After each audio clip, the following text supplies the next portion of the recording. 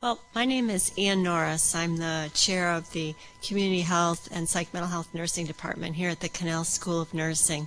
And I'd like to welcome you here for this panel presentation that we're having tonight, Silence is Not Always Golden, Promoting Open Communication in the Church and Society. I'd like to introduce our speakers for this evening. To my far right is Dr. Burgess, Dr. Ann Burgess. She's an internationally recognized pioneer in the assessment and treatment of victims in trauma and abuse. Her research with victims began when she co-founded with Boston College sociologist Linda Lytle Holstrom one of the first hospital-based crisis counseling programs at Boston City Hospital. She then worked with the FBI Academy Special Agents to study serial offenders and the links between child abuse, juvenile delinquency, and subsequent perpetration. Her work with Boston College nursing colleague Carol Hartman led to the study of very young victims and the impact of trauma on their growth and development and their families and their communities. Her courtroom testimony has been described as groundbreaking, and she has been called a nursing pathfinder. She was a member of the original panel convened by Cardinal Law in response to the early allegations that were coming out regarding sexual abuse in the church. She has received numerous awards and honors for her work in the area of victimization, and we're truly fortunate to have her here with us tonight. Closer to me is Dr. Rosanna DeMarco. She's been a registered nurse for over 25 years, practicing in community and public health, specifically private, public, freestanding, hospital-based home care, and hospice as well. For the past 6 years, her research has focused on the disempowered and disenfranchised. She has explored how these individuals silence themselves rather than use their voice, and also looked at the health implications of this silencing. Currently of interest to her is how to empower young African American women to use their voice and stop silencing themselves. Dr. DeMarco has clear ideas about the problems of silence and secret keeping, and will share these with us tonight. She brings a much needed theoretical perspective on these issues faced by the church in the 21st century, and we're very fortunate to have her with us tonight as well. I'll turn it over to you, ladies now.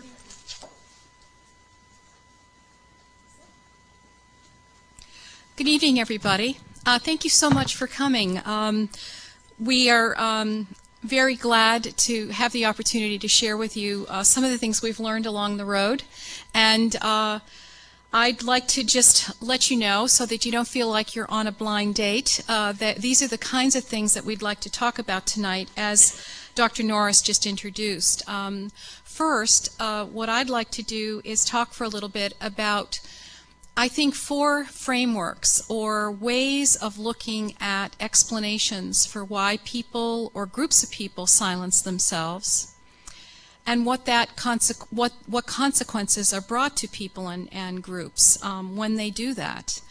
And then I'm going to invite Dr. Burgess to come to the podium and talk about the effects of keeping secrets as a form of silencing, and also in the spirit of what our president of the university here, President Leahy, Father Leahy, has really encouraged us to do this year with the Church 21 activities and conversations, is to not so much identify the problem, but think about solutions, moving on to positive ways of coming to light with what we need to do around what has occurred in the church around the issues that we are all very well familiar with.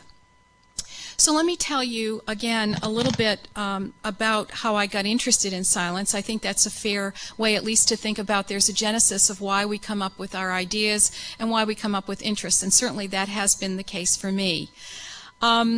I was very interested in thinking about nurses and nursing as a nurse myself, because from the perspective of looking at my own behaviors and behaviors of my fellow colleagues, I thought a lot about what actually happens in clinical practice.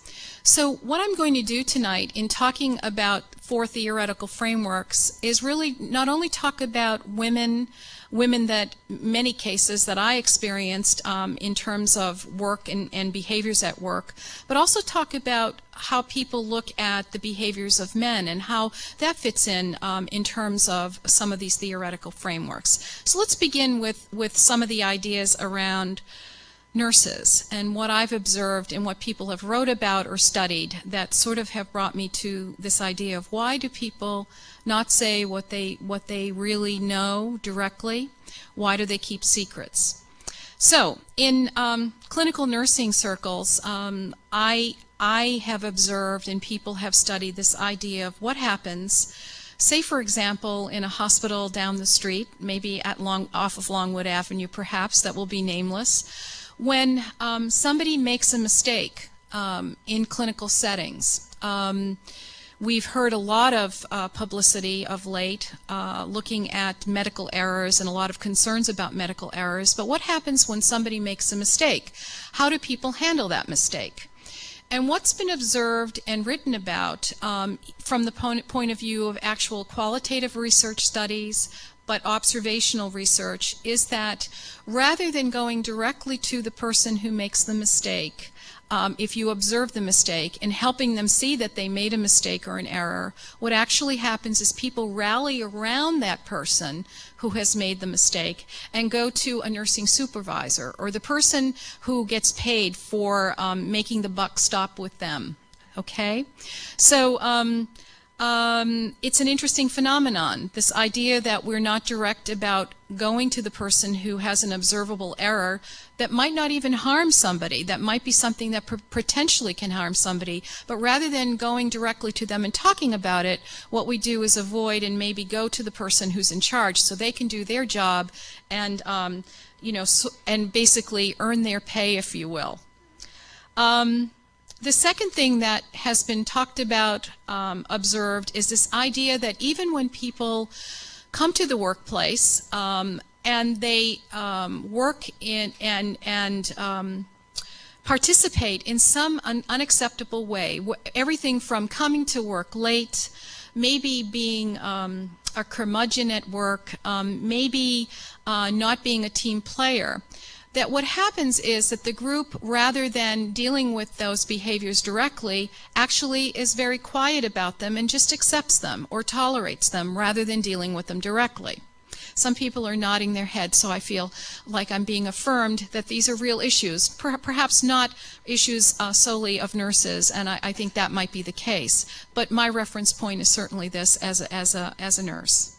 And lastly, between all the good things and wonderful talents that we have as nurses, we also see that there's a choice consistently to not be direct. That somehow there's a problem with feeling like one would lose a friendship with somebody or lose credibility with a group if they actually told somebody what they really felt or what they were really experiencing directly. So what ends up happening is there's a lot of indirect behavior. Talking to somebody else or to somebody else or to somebody else about a person and not directly to them. So one questions if all of this looks like empowerment or not, and that's what really brought me to the point of asking why? Why does this happen? It not only happens to people that I see or experience work with, but it also happens to me and is a challenge to me as perhaps a woman, a nurse, don't know what it is. So I started looking to see what people had actually said about this idea of silencing. Well, some of the people that we know have really talked about this idea, directly or indirectly, are very famous, and some less famous. Carol Gilligan certainly has talked in her very well-renowned book, In a Different Voice, that somehow women learn to think and process decision-making differently than men. What she has been saying for a long time from the point of a cultural feminist, this idea that women and men complement each other, is that women somehow make decisions around relationship, meaning that if they're going to choose to speak directly or not, they're going to make that choice based on whether a relationship will be severed or not. It means more to them than would be the case with men. Whether you agree with that or not, that's what she's really thought about for a long time and done a lot of research and writing about. And somehow it resonates very strongly for many women's groups. And it may have some relationships with men, as you'll see in a little bit. Miller has talked about the self in relation, this idea that many women, in the case my reference point, many women being nurses, that, again, women do act out of and behave from a perspective of the self in relation to others, that the relationship with others really is very important in how they make decisions of how they behave and what they choose to do. Puka, who is a philosopher, actually said something different than both Gilligan and Miller, in simply saying that he didn't think that really women unconsciously were enculturated or socialized in this behavior, that he felt that women perhaps consciously made a decision to silence themselves, to keep peace. And in the case of sometimes my own household, it's a way to not have to deal with things that I know that I can't deal with. It reminds me a little bit of the AA prayer, you know, accept the things that you can and the things you can't, just leave them alone, which is a very loose paraphrase, as you know. Dana Jack probably has influenced me the most in my work, and I'll be talking more specifically about her work in the next few slides. She wrote 2 books, Silencing the Self and Behind the Mask, and both of them are about how she interviewed hundreds and hundreds of women, both American and international women, who said that they were feeling depressed or actually were diagnosed with clinical depression, and she wanted to know what was behind the depression. And she found many themes that seemed to make sense to me, not only for women but also for men. The essence of what her point is essentially that there's always a vital tension between a desire to avoid hurting others and the inescapable fact that we do hurt them, and it runs through everyone's life. Without acknowledging this tension, we may idealize goodness, etc. So, let's talk about Dana Jack's work. It's the first framework that I'd like to share with you tonight. And what she found in interviewing hundreds, literally, of women is that there were 4 predominant themes that came out of their discussion about why they felt a sense of sadness in their life, or the sense of being subdued in some way, a sense of not feeling happy and good and connected with their world. The first theme of the analysis that came out of much dialogue was this idea of the externalized self. This is what she called it. And what it was that many of the women felt that they were actually judging themselves by external standards. There was a standard that was put before them that basically made them feel that they had to act in a certain way to meet that standard. So for me, what that means is simply this idea of always having a voice. And I don't mean the kinds of voices that we need medication for, thankfully, but this voice in your head that says, you need to be a good girl, and you need to act in this particular way. The second theme was identified as care as self-sacrifice, and this was really this idea of securing attachments by putting the needs of others before the self. This idea that people's ideas, feelings, needs came before your own.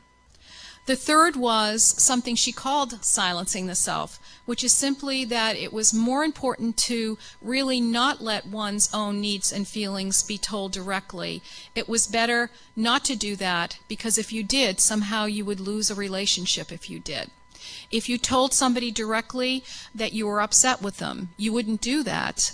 You would choose not to do that because it would somehow put your relationship on edge. You wouldn't tell the boss that you disagreed with their opinion about something because you wanted to be a good girl / good boy. Lastly, the divided self is really presenting this compliant, I identify with this very much, this compliant self, this idea that on the outside everything's fine, one is controlled, but inside there's a sense of hostility that's rising when you really feel that something needs to be said, but to be a good girl, you don't say it. Or to be a good boy, you don't say it.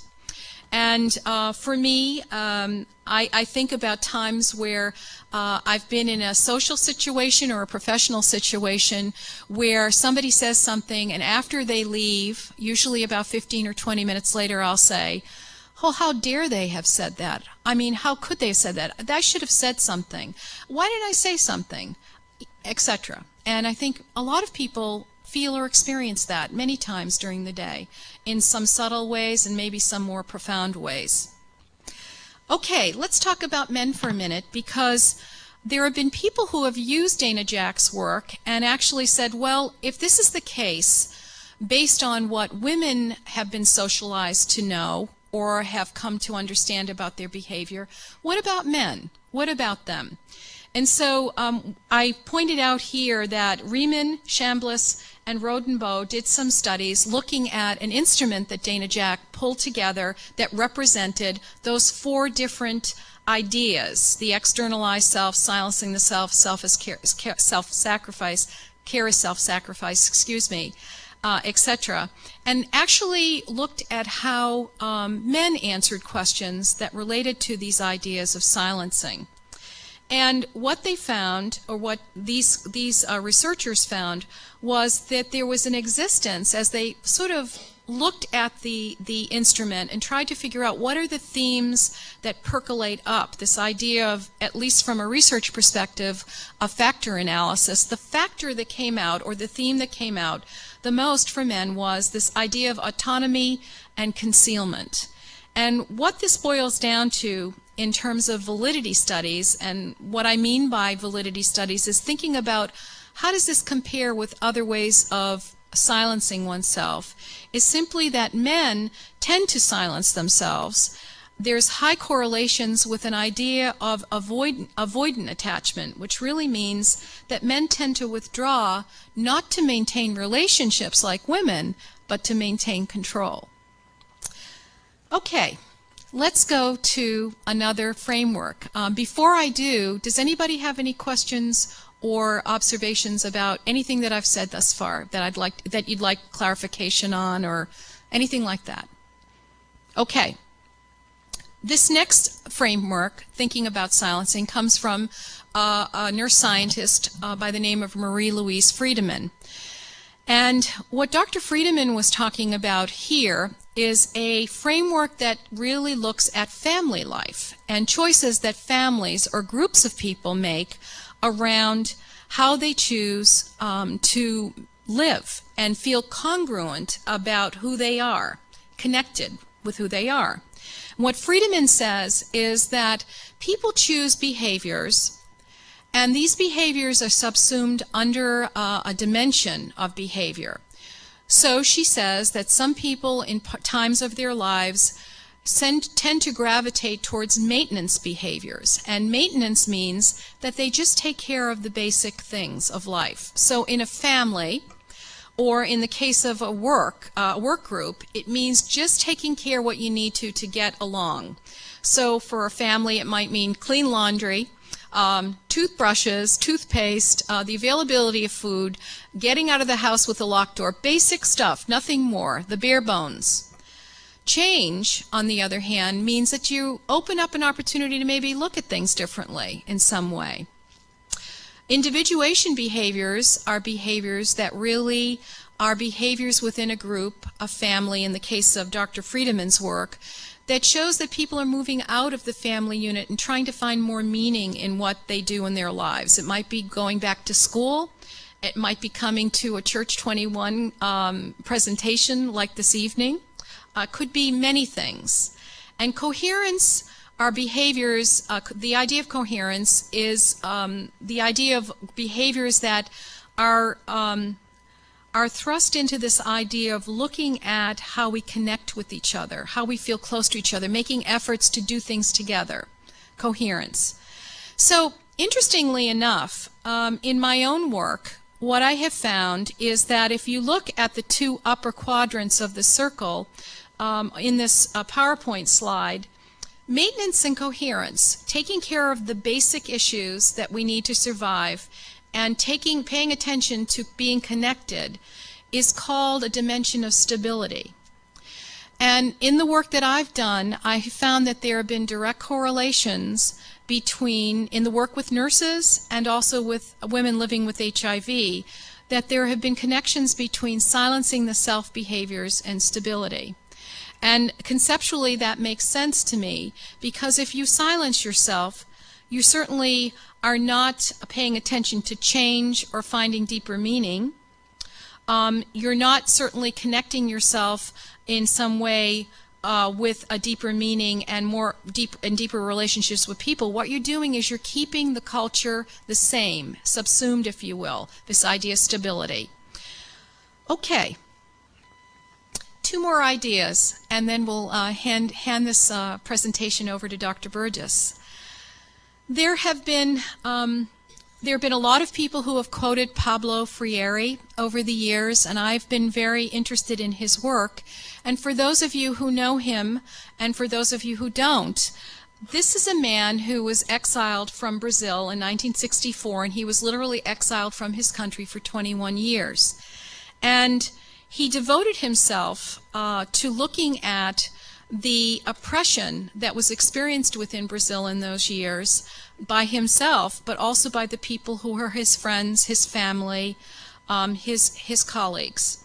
And so in that devotion of looking at the impoverishment of the people of Brazil, he started to study the philosophy of education, and he began to talk about what he observed over and over again, a bit like what Dana Jack observed over and over again in her data, that somehow adults are submerged in a culture of silence or a way of being conformists.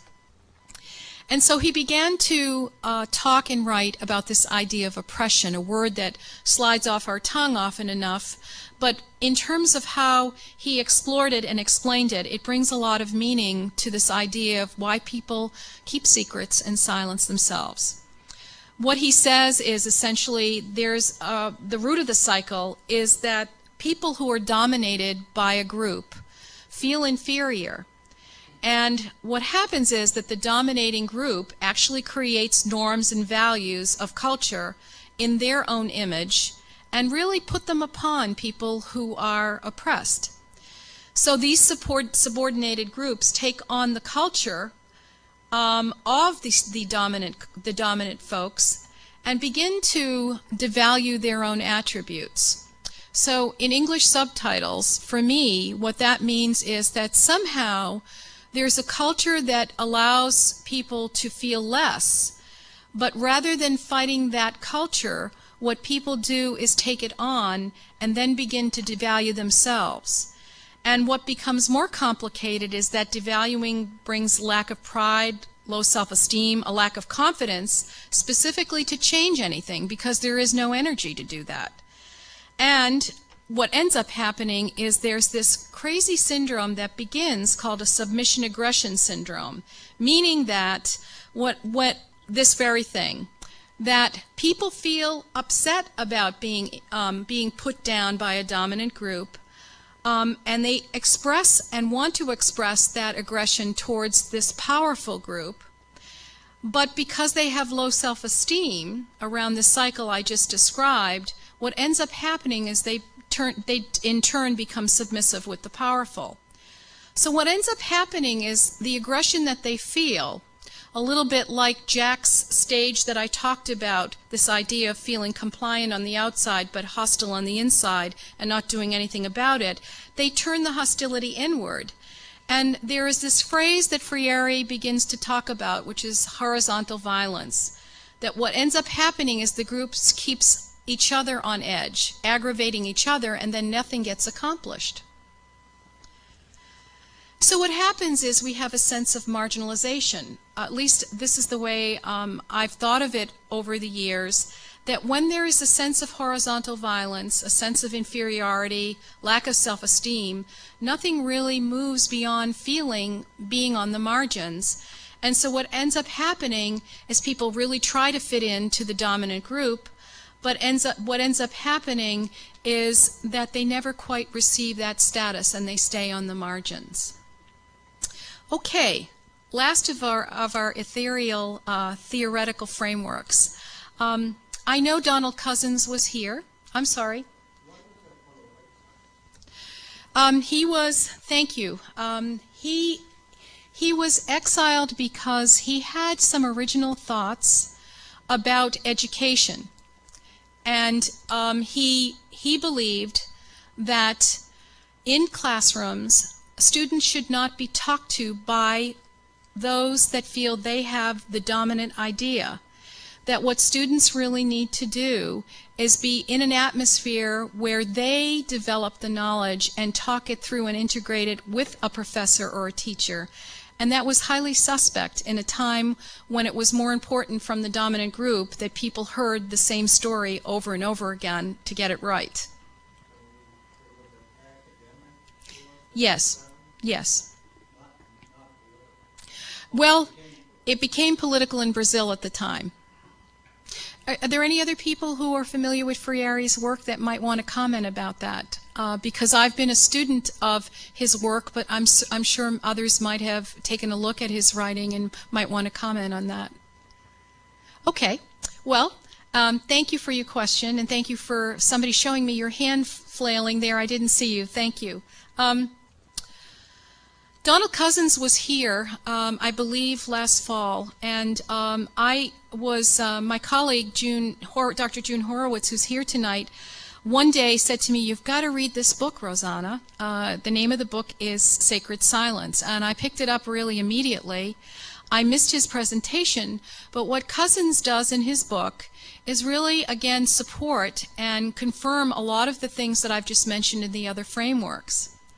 That the concern around the church and the happenings around the church of the last year or two, if not before the last year or two, was simply this, and not so simple at all, that denial, loyalty, and control somehow is connected with this idea of responsibility. And that there are inabilities of groups in the church to break through a resistance and inertia in controversial issues. And so what happens is that silence somehow gets understood as loyalty. And what Cozzens is pushing at in the book is perhaps this is misguided loyalty. And that what we need to really do is bear the truth, even if the perception is that it's disloyal, because the truth really is the only thing that will stop this reinforcement of a sacred silence, which is the title of his book. So I hope in looking at these frameworks, I've set the stage for you to think about that there is data that speaks to the idea that silencing exists. It exists for both men and women. It might have different ideologies for men and women, but somehow it exists and it serves a purpose of somehow keeping a culture stable, if you will, from the point of view of Friedemann. And what that means is maintaining the culture the way it is and not rocking the boat. So silence brings secrets, secrets and solutions brings Dr. Ann Burgess to the podium. So I welcome you up here. Those two extremes, it seems, a portion of each one of them are needed in order to have a culture that is effective and efficient in what it achieves to, I'm talking about, say, a corporate culture, Mm-hmm. a working culture, a family culture.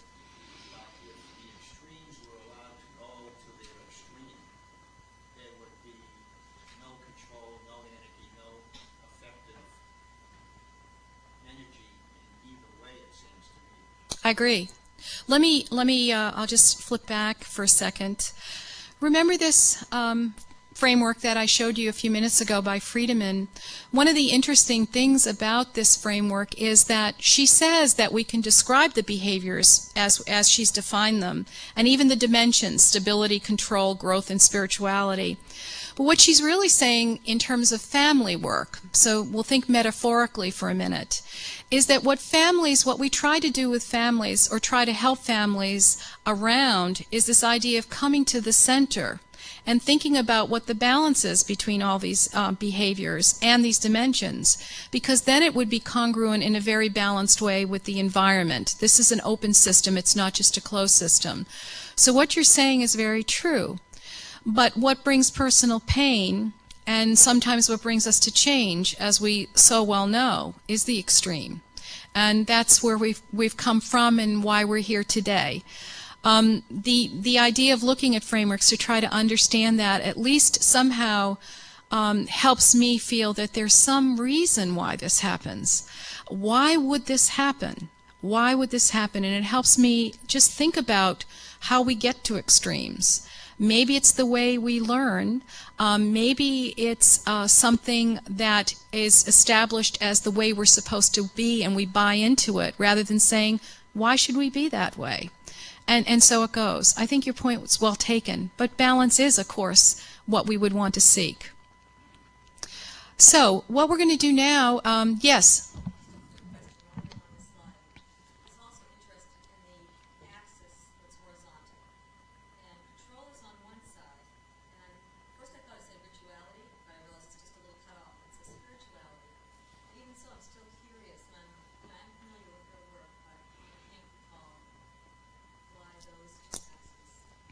Yes.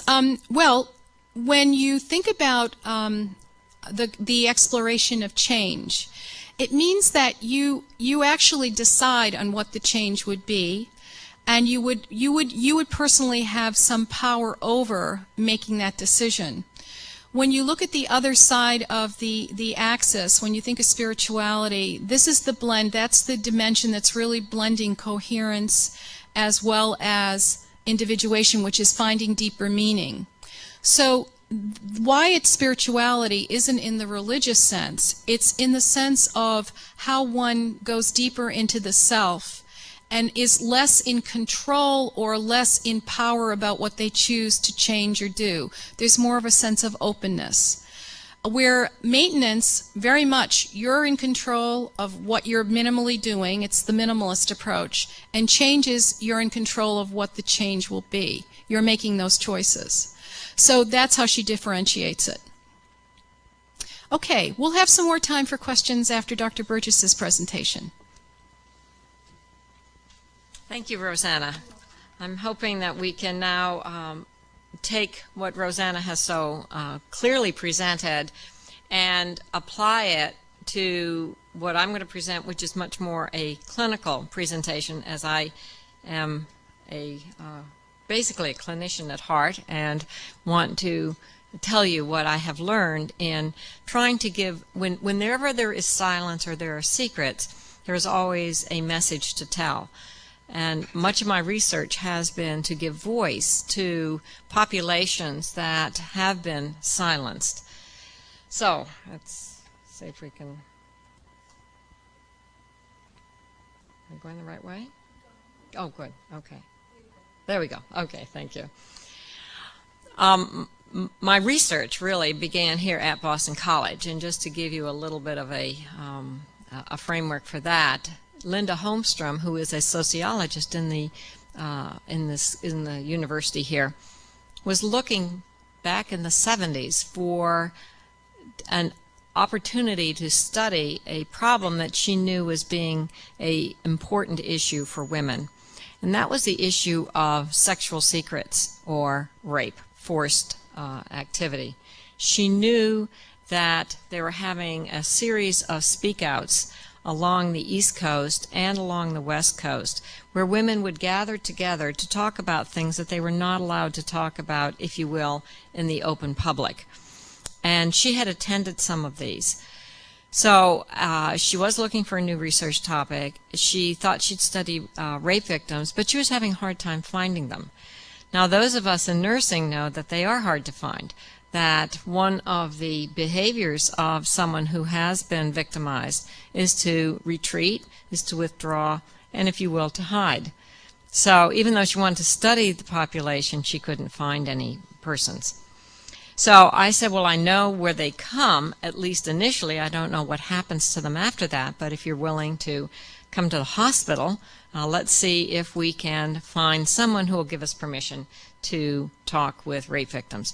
And that's essentially how our project began at Boston City Hospital. Every time a rape victim came in, Linda and I were called to go right immediately to the hospital, and we would meet with the victim. Now, about halfway into our study, we were not allowed initially to see children, because children are protected in our society, and rightfully so. They didn't know who we were. They didn't know what maybe we would harm these young children who were coming in with a complaint of rape if we were called in. But anyway, make a long story short, they eventually got themselves, they being the hospital staff, found themselves in a very difficult situation where a young, I think she was around 12-year-old girl had come in where the mother had claimed that she had been raped. She had been seen, sent home, and 2 days later came in comatose.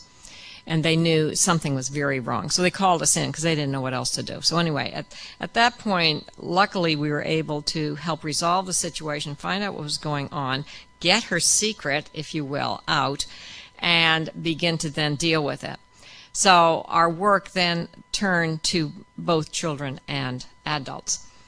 So what did we find out about child sexual trauma? We looked at, because we didn't have a full year to get a sample, we looked at 33 children, 29 of whom were females and 4 were males. The average age was 9. Half of them were under 9. The other half were, I think, up to, at that point, I think it was up to 14 at the pediatric walk-in clinic.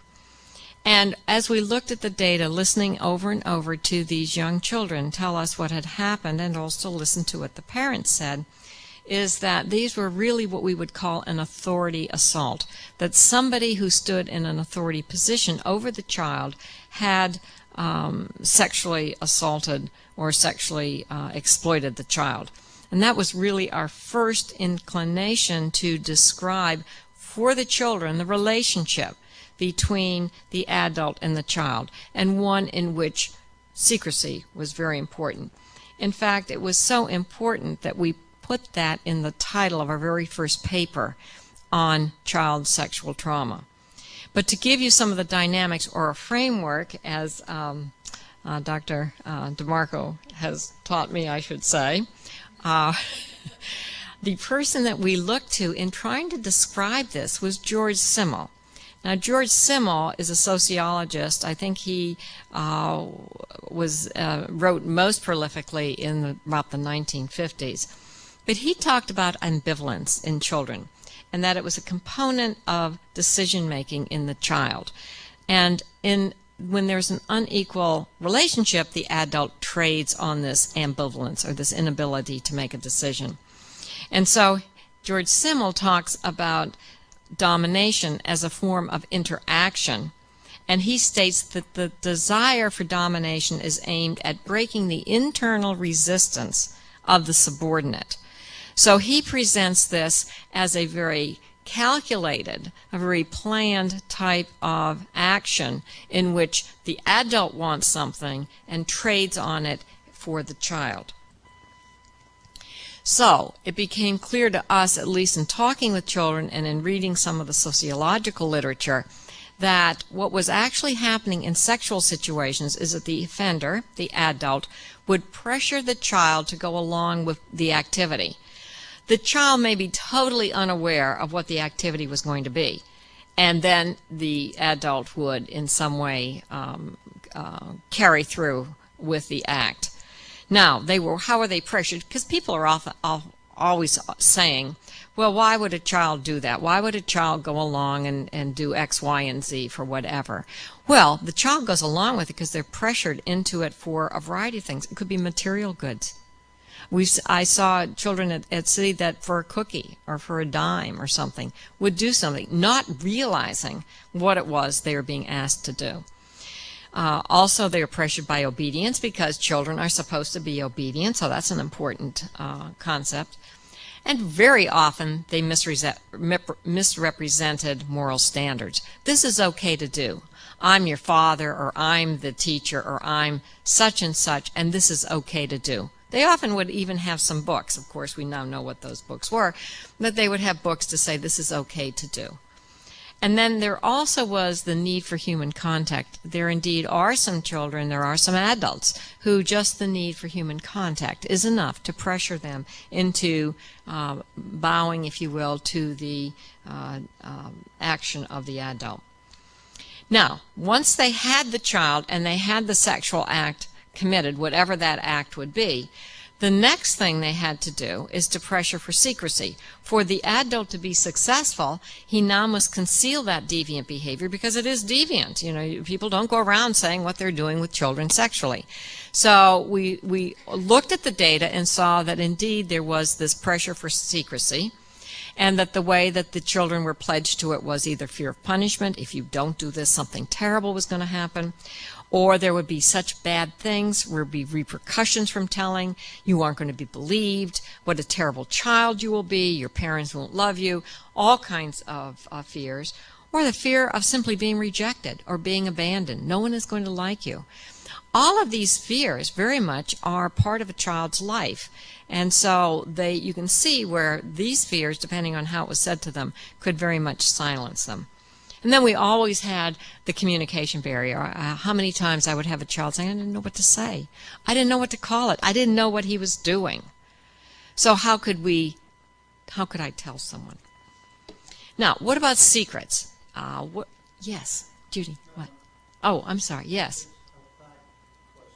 Yes.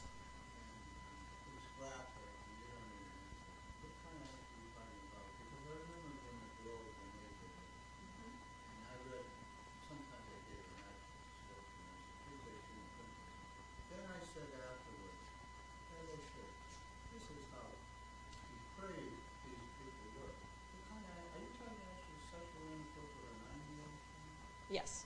Yes, I am. This is a pre-puberty, right? Yes. Right. Yes. We have had children as young as 9 months old that have had some type of... Yes. Yes. And we've had...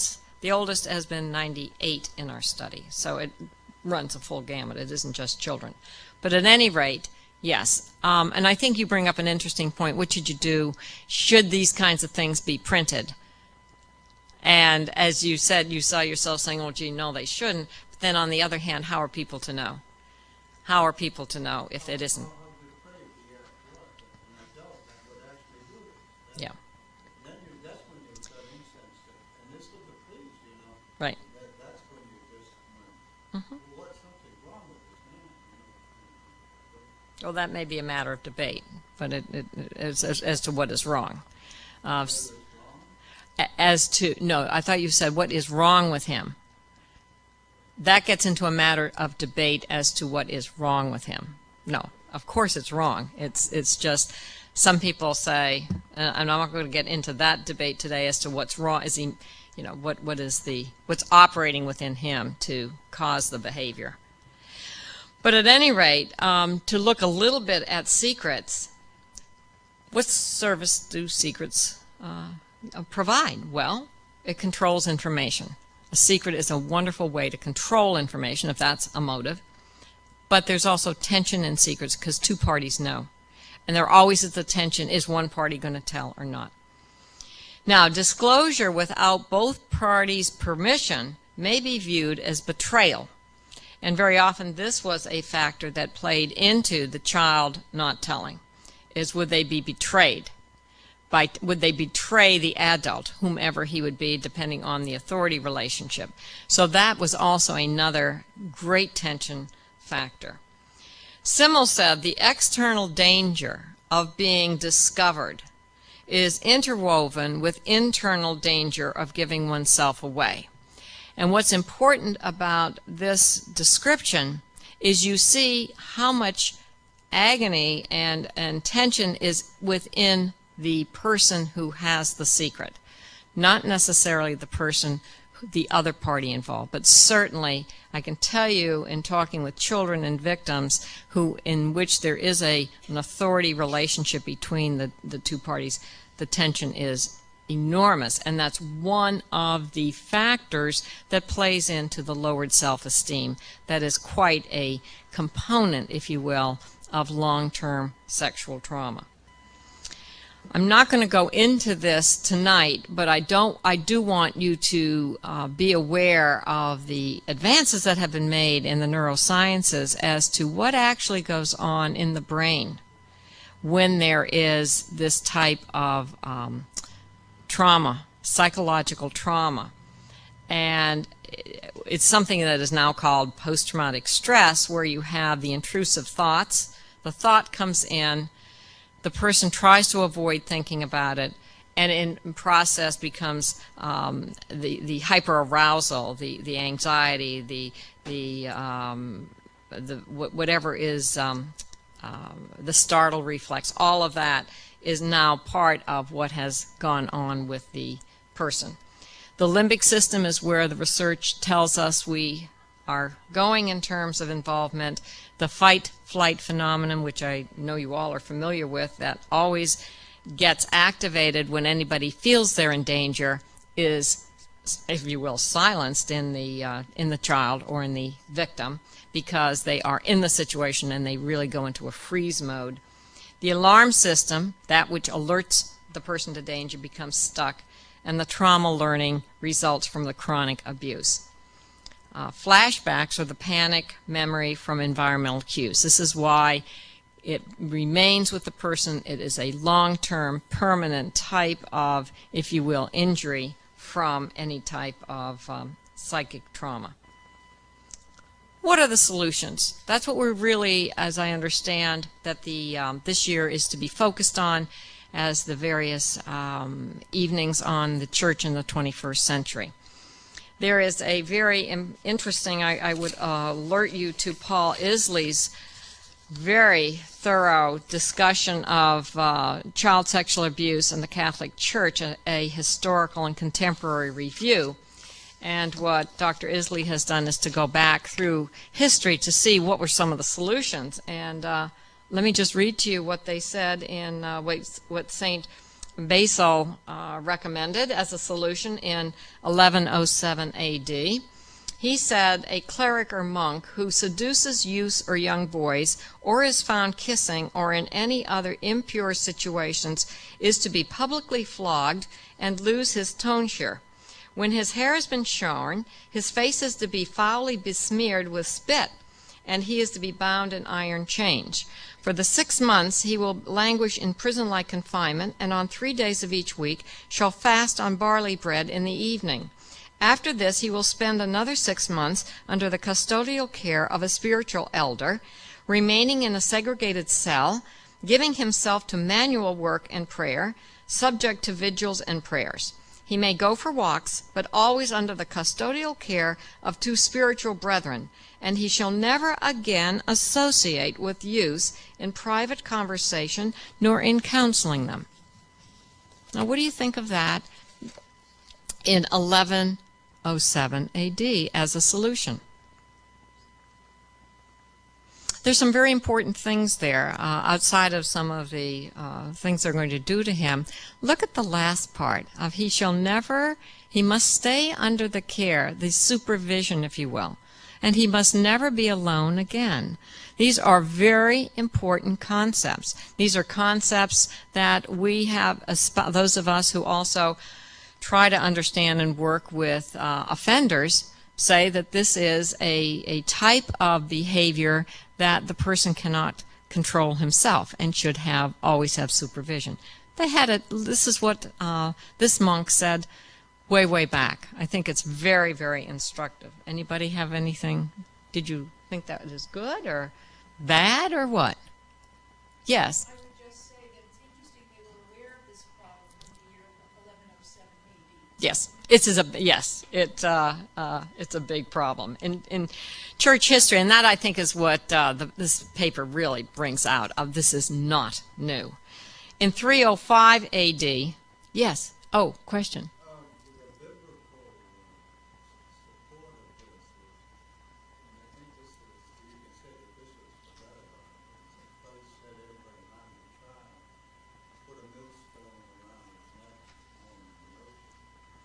Was that one solution too? Well, I mean, it's tough love. Yes. Okay. Well, you know Charles Palahniuk? Yes. Well, I know of his writings as a psychiatrist and as a journalist. Yes. Well, he wrote of a priest in Australia who found out, I think another priest in where he was staying did similar abuse, and he confronted him, and he said, "What, you just do it?" He beat him up, locked him in his room, and called the police. I'll call the police. That's good judgment also. Okay, in 305 AD, the Council of Elvira prohibited, quote, corrupter of boys from communion. So they knew about it then. I've just read about St. Basil, a Benedictine monk, issued strict orders against monks' attraction to boys. Interesting that in the 10th and 11th century, monks wrote love poems celebrating pedestria, which is, of course, it's a type of man-boy love. The early Middle Ages, the monks practiced child oblation, where parents donated their boys to the monks. That's kind of interesting that practice in the early Middle Ages. However, all through this, there are priests and monks and so forth that write very clearly against this type of practice. And in the 11th century, Father Peter Damian condemned sex between monks and oblates. Priest pedophile crisis is not new to the church. I think that's the important point I want to make. In 1570, a priest was sentenced to death. The boy was also interestingly tortured to see if whatever else went on. He was punished and banned. So that's a little unusual that both the victim or the child, if you will, and the priest were both treated as that.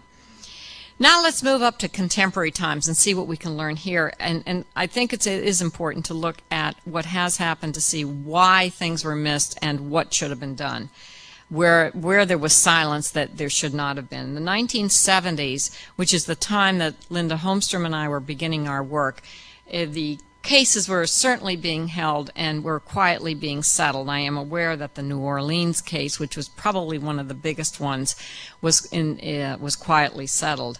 I myself worked on quite a large case out of San Antonio in the early 1980s. And what was extraordinarily unsettling about this is how this Father Xavier Dietz used the church and its rituals and so forth wove it into his sexual abuse of these prepubescent and pubescent boys. He had a whole sequence of acts that was so clear in all of these boys. He was obsessed with sex. He used it as a theme in sermons. It is absolutely amazing that he would talk about sex in a way that you would think that there would be some parishioners that might not be silenced, but they were, and nothing really came out. His conversations, you can certainly understand that, but with the parishioners, that was amazing. His signature and MO, as we call it, he used sexually explicit movies to normalize his sexually deviant behavior. He was very fixated on genital size. He ingratiated himself to parents. He would eat meals with them, which is another way to silence the parents, because then the parents could not they couldn't believe that anything was actually happening with their sons. And he was moved from parish to parish as parents began to complain. Now, I think you do see very clearly a theme that we have seen certainly right here with our own cases in Massachusetts. He was convicted in 1985. And now let's move to our more famous case of Father Gagan and his troubled history, if you will. And I think the question we need, and this is strictly from the newspaper, I have no other information, but I think this is what is in the newspaper for us to be able to analyze, and how many red flags just didn't get noticed. In 1954, he already had a record in his record of a pronounced immaturity. This was a time when he was applying for seminary. In 1955, the next year, he misses seminary summer camp for a nervous and depressed state. So you already have some very clear warning signs of a clinical state. and even the statement that it was doubtful that he could adjust to the regimen of seminary. However, he is ordained in 1962, and between 62 and 66 he admits to molesting 4 boys. 7 months in one church, no reason of why he left. And then at St. Paul's in Hingham, we see the father complaining to the church of molestation. He's then treated down at Seton Hall in Baltimore. In the early 1970s, though, look at the mother complains of the molest of 4 boys and was just told to keep quiet. There you are, seeing the silencing going on with the settlement. Then we have in 70, that's when we had Cardinal Medeiros was named the Archbishop. And in November of 70, Cardinal Cushing dies. We see him now in St. Andrews, accused of molesting 7 boys, another settlement. In 1980, he's placed on sick leave with psychotherapy with therapists without any expertise in pedophilia. You know, that's like if you have a headache and you're concerned that you might have a brain tumor, why do you go to someone that treats toes? You know, I mean, it's just unbelievable how that was missed. In 81 to 84, that's the trial in the year 2002. And of course, in 84 is when Cardinal Law becomes Archbishop, and he is, interestingly, assigned to Weston and in charge of use. Again, 1984, one doctor says he's recovered. 1989, they say he's got homosexual pedophilia. In 89, a bishop says clip his wings before there's an explosion. I don't know how clearer you can be. Why was this missed? Why was this silenced, if you will? And then in 1989 at the Institute of Living, which is a very, certainly was a very highly regarded psychiatric center where they do treat a number of clergy of all denominations, they say the probability of his acting out is low, but can't guarantee it won't recur. And then in 1990, letter states he can work with children. So there is, what is the correspondence? Over 3 decades, the church says, I'm not a policeman, I'm a shepherd. Well, one chaplain found charges were irresponsible, totally false, and made by a woman who is well known and without credence in the community. So already we begin to see which we will see a little bit later, of information that is to belie, malign, if you will, somebody coming forward. That might be from your framework, you know, that is one of the fears, that to speak up, to come out and do what is right is met with malignment, right? Or the other comment on Father Geoghegan when he was still a priest, he's a lost sheep who needs to be brought back. This, I think, is rather interesting of what he makes as a statement in 1995. I have been falsely accused and feel alienated from my ministry and fellowship with my brother priests. So he is not in any way going to admit anything in 1995. Of interest, he had children in his room. He had children in his shower, as noted by a housekeeper. Did she speak up? No.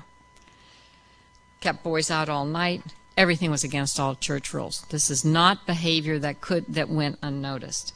So, what is the church action? What can we learn from this? Cardinal Law orders him to a treatment center. He is defrocked, so to speak, in 1998. And at that point, the church settles 50 cases for more than $10 million. That's what's reported in the newspaper. And then, of course, in the January 2002 trial, resulted in the conviction for molestation with more pending. And then we have after he does go to prison, interesting to see what is now in the paper about Joseph Druce, who is charged with the murder of John Geoghegan, that he manipulated his way into the cell over a cup of coffee. And in his defense is now raising the issue of his childhood abuse by his father and the sexual abuse at age 8 by 3 adult men. Again, that's just what's in the newspaper, so it remains to be seen what the defense is or what happens.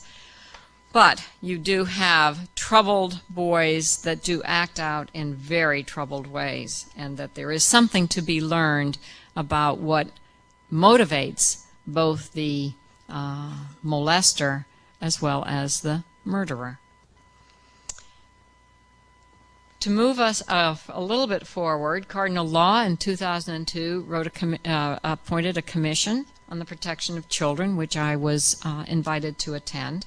And we worked very hard over a 9-month period, turned in a 72-page report.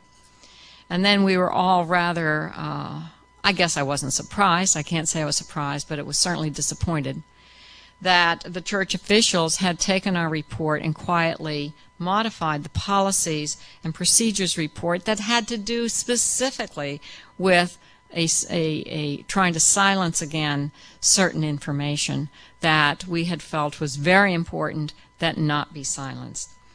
And then we have Archbishop O'Malley pledging openness, not secrecy. So I think that remains to be seen if that is going to be upheld. So again, to solutions. I think that Boston College, taking a 2-year time period to begin to try to open up this issue to the community and to the faculty, is a very positive, very important step.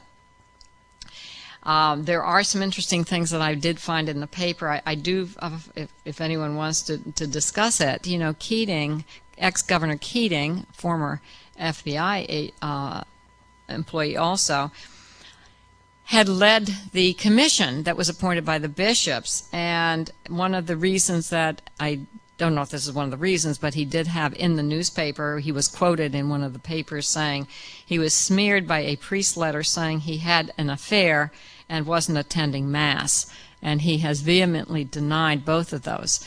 But it is interesting that he took the action to resign his chairship from that commission. And then there is also in the paper about the same time, all of this is in the paper in the last few months, a Springfield bishop denies saying the predecessor destroyed records of priest abuse. So we still have that type of behavior going on in an attempt to silence, to keep secret, all of that. And I think that's what we're all here tonight or over the 2 years to try to discuss. Are there any other solutions? We have a few. One is to get an internet website. Might be, now that we have the internet, is this a possibility of being able to have more open communication? Is that something to consider? Again, taking a page from women's groups who back in the 60s and 70s had their consciousness-raising groups. Hopefully that's what the evening discussions that the church in the 21st century is promoting, is open discussion and to bring people together to keep the dialogue moving. So that is where we are in terms of dialogue, open communication, and any other suggestions would be